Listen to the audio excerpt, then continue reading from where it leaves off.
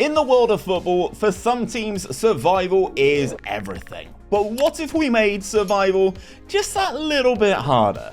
Welcome to the Premier League Gauntlet, a league where with each passing season, one position is removed until we find our last team standing. As the seasons progress, the stakes will get higher, but they won't necessarily be battling it out for glory, they will be battling it out just for survival.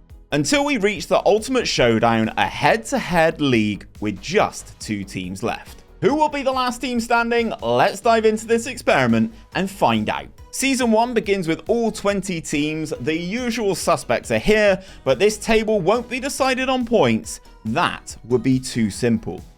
We've edited the rules of the Premier League so each result is worth 2 points, win, lose or draw.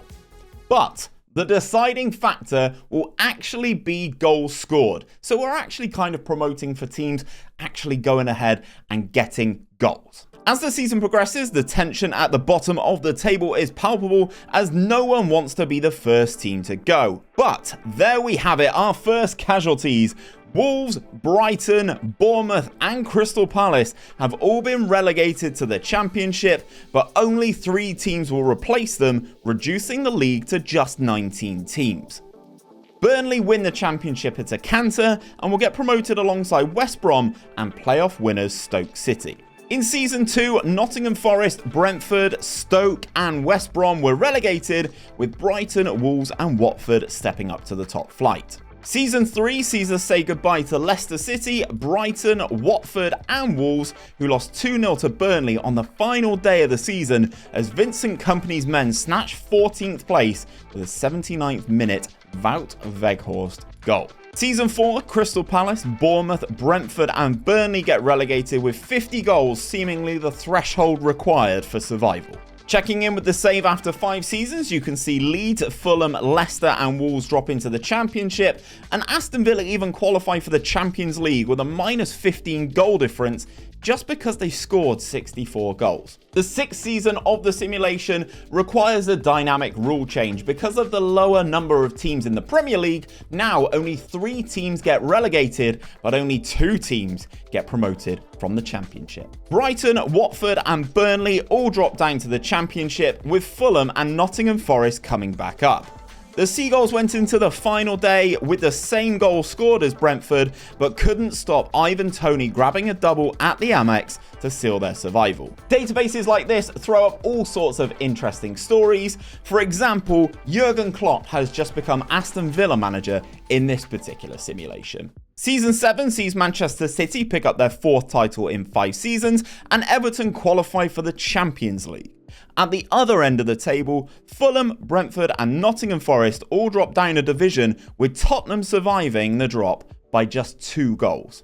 Spurs had the scheduling gods to thank, which saw Fulham finish the season against Arsenal and Manchester United, managing just 2 goals in 2 games, sealing their fate and their relegation. From Champions League to relegation, Everton dropped down alongside Palace and Southampton in Season 8, as this time Manchester United and Liverpool both flirted with the drop zone. Season 9 seems pretty routine at this stage, as Leeds United, Aston Villa and Leicester are all relegated, and this is actually Leicester's 3rd relegation in just 9 seasons. As Season 10 comes to a close, the league is starting to look very interesting now. You're either in a European place or you are relegated. West Ham, Everton and Fulham are the teams that suffer relegation, with Manchester United surviving by just 3 goals despite losing 3-0 to Manchester City on the final day of the season. The Hammers had the chance to knock them out but ultimately bottled it, falling 2-0 to fellow relegated London side Fulham. How long can Manchester United survive? The 11th season of this simulation sees the rules change yet again, this time with only 2 teams being relegated from the Premier League and only 1 team coming back up from the Championship. It was also in this season that we saw our first Big 6 casualty, as we saw Manchester United finishing 9 goals off the pace under Brazilian coach Fernando Diniz, and Leicester drop into the Championship, with West Ham striking it lucky to return to the Premiership. It's going to be really interesting with this to see if Manchester United do get promoted back out the Championship with only 1 team getting promoted.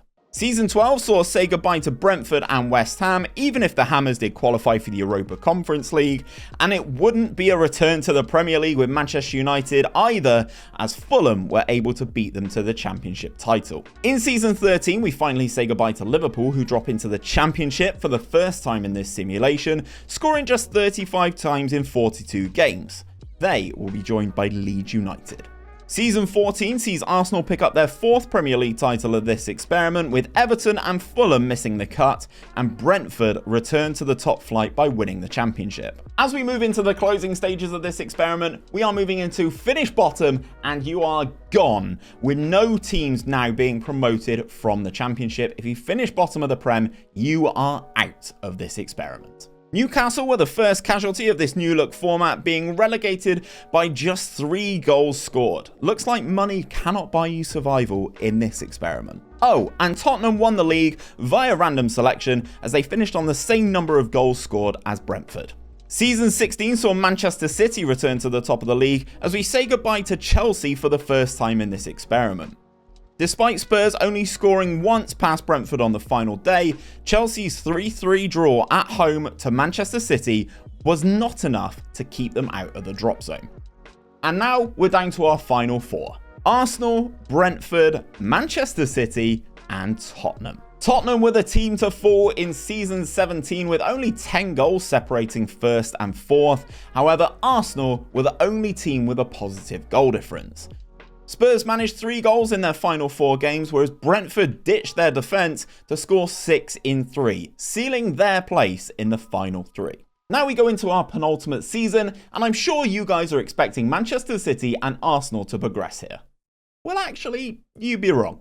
Manchester City fall at the final hurdle following back-to-back draws with the other 2 sides before losing to Arsenal away on the final day of the season, meaning they are relegated by just 1 goal. And then there were 2, Arsenal and Brentford, in a full head-to-head season to see which team is going to be the last team standing in this Premier League Gauntlet. The teams will play each other 20 times in the season, and every goal, every decision, every moment could be the difference between survival and elimination.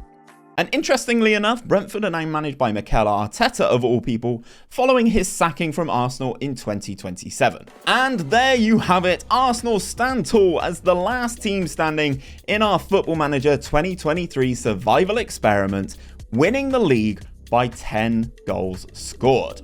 This was a fun experiment, and if you want to try this yourself, I will post the file to this in my Discord in the video resources tab, and you can try it yourself. And if you do like the experiments on FM23, check out this playlist for all the experiments we've done on this year's game.